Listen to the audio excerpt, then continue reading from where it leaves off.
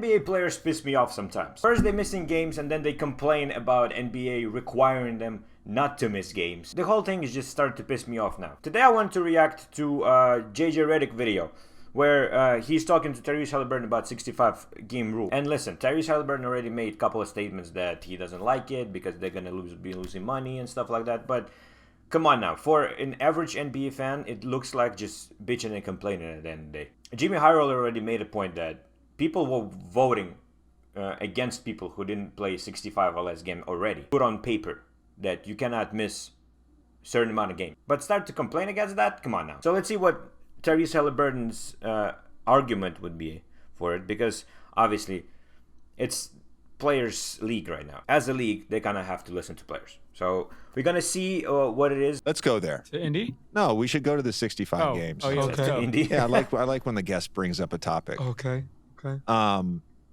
So my question actually around this, because you have commented on this and you said it was a bullshit rule. I'm sure there's been some backlash from different people about that. But my question about this was the general mindset about your first injury. Listen, I love JJ Redick, but sometimes he's not. He looks like he wants to appeal more to the players, like who he's interviewing for. Sometimes he doesn't want to rub people the wrong way. I get it. I'm probably, as a person, I'm kind of like that myself, where I don't want to rub people the wrong way. But I would be like more on the nose with the questions. Not the so first careful hamstring with it. injury, right? Yeah. Because I'd talked to you about it, right? And I was like, bro, I've had a ton of hamstring injuries, blah, blah, blah. Wasn't like giving you advice or anything. I was just kind of providing context. Yeah. But did you feel like a sense of urgency to come back sooner than maybe? Yeah, no question. You did. Yeah, what? And then not from like our medical staff, but or no, like for that, sure. But like from like a $53 million incentive type, what? Type thing. Like even I'm trying to think of the games that I've missed before that. In Boston, I got hurt right before I went to Boston. I couldn't play. Got like a Charlie horse, and if it would have been one extra day, we had a back-to-back. If it wouldn't have been a back-to-back, I would have played. And then I got like the flu in Miami and couldn't play the next day. Like I was throwing up. So those are the 3 games I missed. And then once, the minute I got hurt, I think like you could see like I got carried off. Like I was really emotional because in that moment, I was just thinking like, damn, it's over. You know what I mean? Like season's probably over. I went to take a step with my leg and my leg didn't really lift up. Like it didn't really move. So I think in that moment, like any player, like you would just kind of panic. But after that, it was just like kind of, and then the MRI was like good results. Like our medical staff was like, these are the best results we could possibly get. Like, was it grade 2? It was grade 1. Grade 1. It was grade 1. Grade 1. Okay. Yeah. And so I'm just like, how can I get back as fast as possible? What's the right way?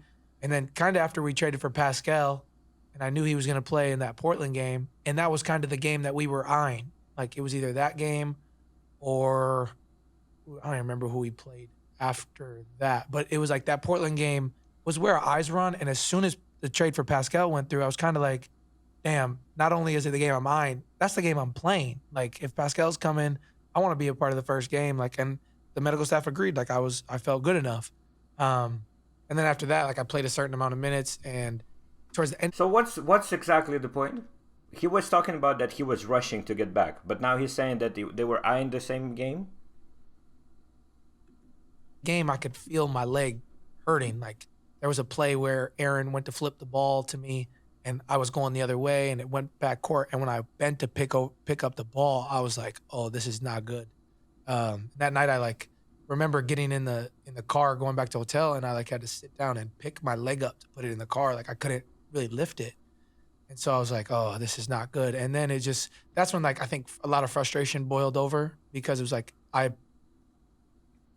thought I was ready to go for the Portland game, and so did our medical staff. Everybody agreed. But I don't think if this was never the case, I might have been like another week. Yeah, maybe give it.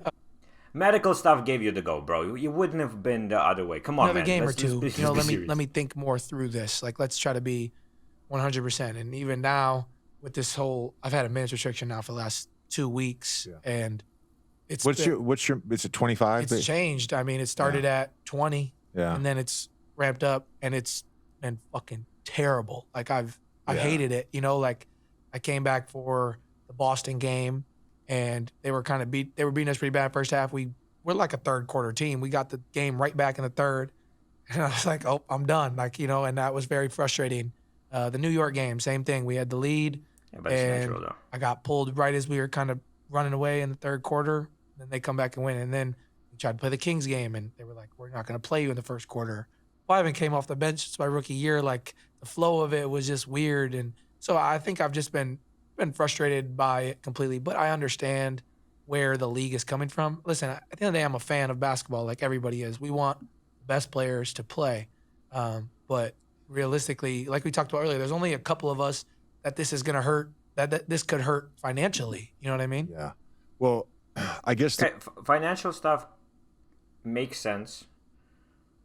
And Tyrese was definitely on the way to get into All-NBA first team. And I think the 65-game rule is not only for awards, but also for All-NBA first team, second team, and third team. So top 15 players, and some of them have incentive in the contract. So if they get into All-NBA first team, then they can get the Supermax, right?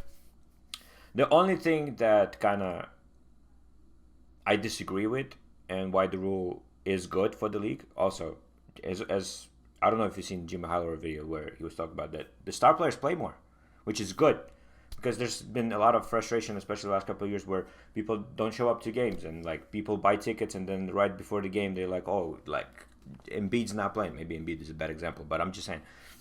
And then after that, we look at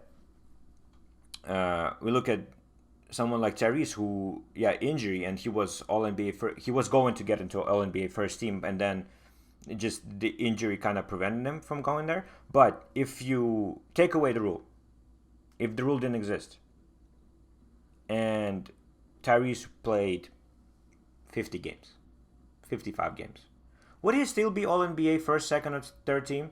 I don't think so. I think because of the games played, Brunson has more of a chance to make first team. Mitchell has more of a chance to make the first team. And then if you go look through that, best ability is availability. And if you're not available, nobody's going to vote you in for the All-NBA. Even no matter how good of a season you had, first 25, 30 games, nobody's going to look at you missing almost half the season and be like, oh yeah, All-NBA first team. So there's no really...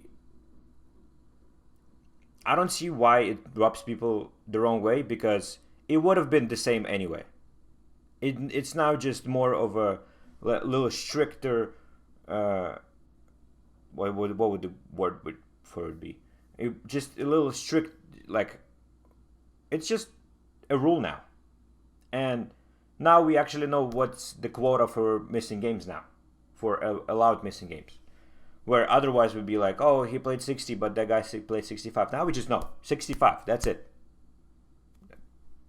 So I like it. I like it better this way.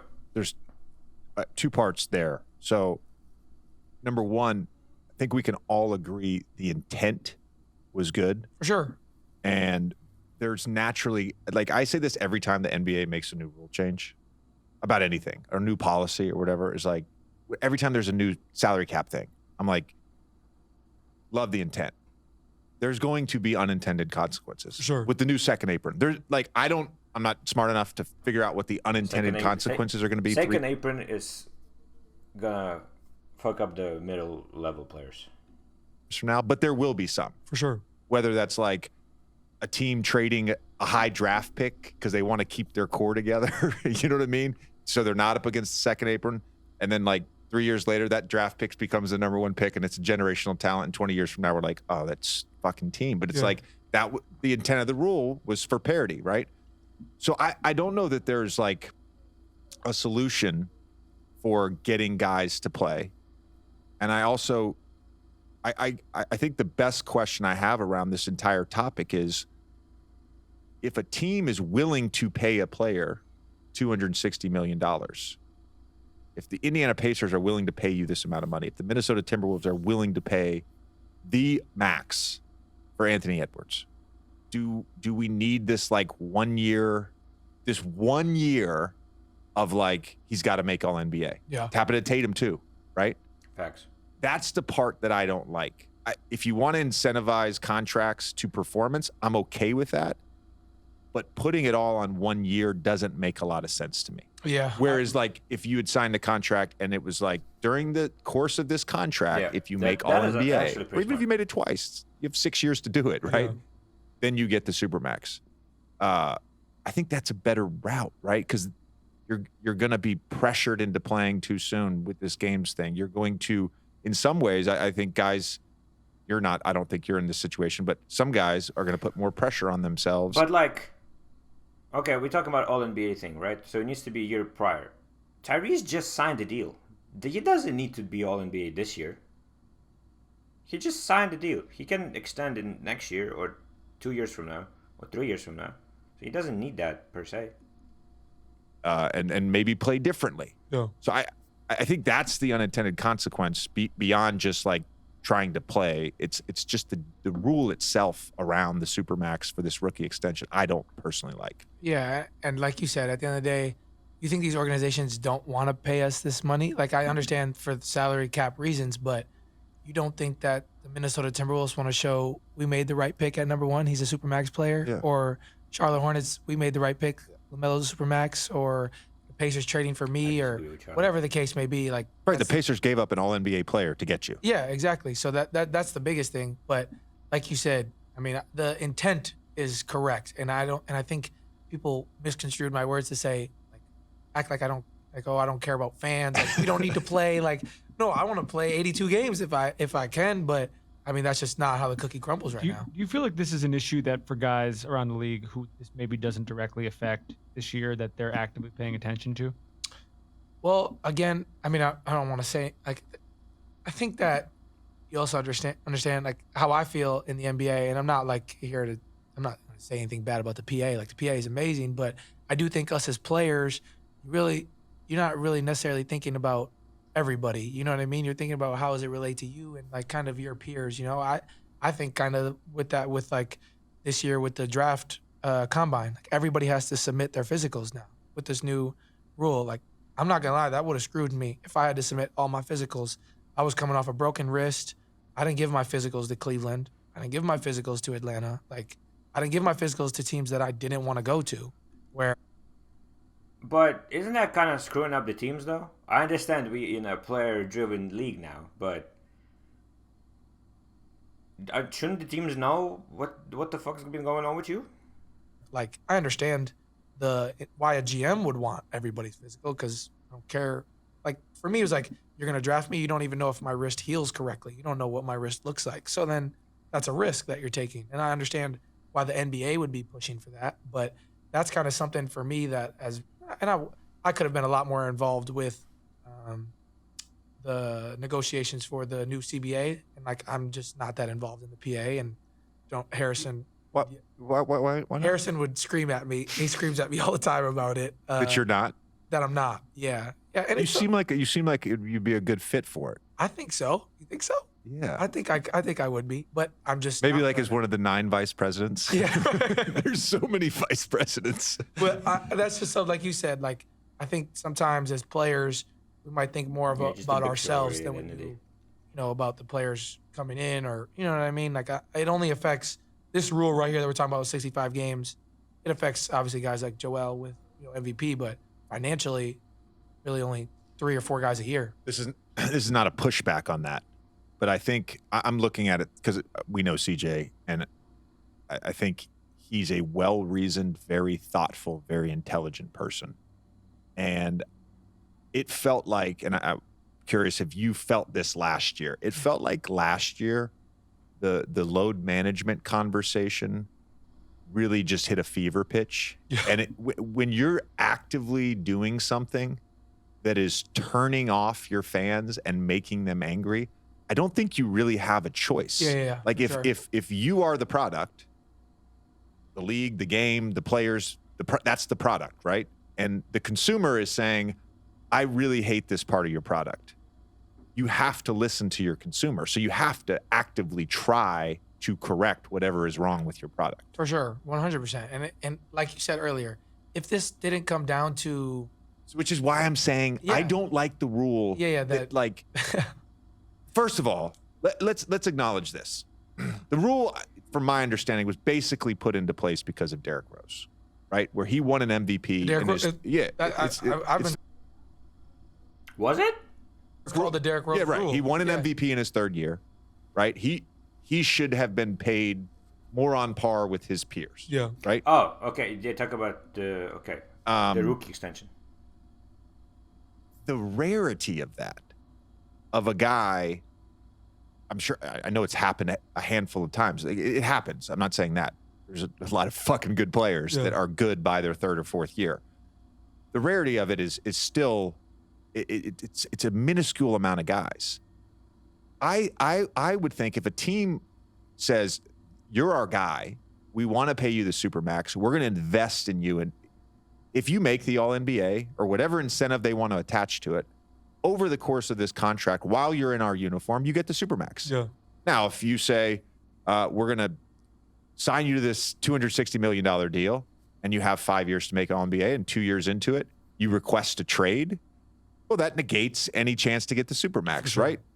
There's got to be some give and take on both sides. I just fundamentally don't like this, that it's just based on 1 year. Yeah, and it's your fourth year in the NBA, and it's now at the point where it's not $8 to $10 million over 4 years. It's $50 some million over 5 years. Are there any comps like this? I'm just trying to think in general in sports. You bring a thing that is just obviously you getting hurt's completely out of your control versus requesting a trade or doing any sort of other thing that, we miss games because of technicals or whatever it is. Like this is, it just feels like a first in an interesting way. I agree with that. And the other part of this, and this is just coming from my seat now, which is I vote on this stuff. Yeah. So do 99 other people. We're all smart enough to make these choices ourselves. Yeah. We are. If last year, no one played in enough games. The MVPs played 63, 64, and 66 games. Okay. So you're not going to give an advantage to anybody. So I've talked to some people who are like, yeah, but with the rule now, people are going to be conscious of playing. Let's play more. Yeah, they played 63. They would, instead of resting now, they would play those additional 5 to 6 games. So I don't see the point. Because of the rules, now people are going to be playing more. Because of that rule, people actually going to be playing more games. It's not like we don't have that rule and then they no people from MVP race last year would have got the games. If the rule was there, they would have got the games. 50 game cutoff for all NBA. I did a 58. Last year was a little bit of an anomaly. Literally nobody played games. There was one guy, and I think it was Jokic that played. No, it wasn't Jokic. I'm sorry. It was one guy, I'm trying to think who it was, that played over 70 games that I voted for all NBA. Julius Randle. He's the only guy. So, to me... Yeah. And it's not an anomaly, like JJ said. It's been going downhill like this every year. So the NBA had to do something about it. So thus the rule is good. Taking some of the power out of the people that are voting on this. Yeah. And another unintended consequence, and I guarantee this will happen, is that some guy will make all NBA, probably in the front court. That because of games played, you're like, that guy got a 13 all NBA. Interesting. Interesting. And this motherfucker played in 62, and he had an unbelievable season. This guy played in 68, and you're like, interesting. Right. Interesting. Yeah. We're smart enough to figure this out on our own. That way for sure. They have their own opinions, but I wholeheartedly disagree with a bunch of stuff they said. Let me know what you think. 65 game rule, good, bad? In my opinion, it's very good, and we already see the consequences of it. The people play more games, which is very nice, very good, very nice. Here's a video you can check out, and I'll see you in the next video. Bye bye.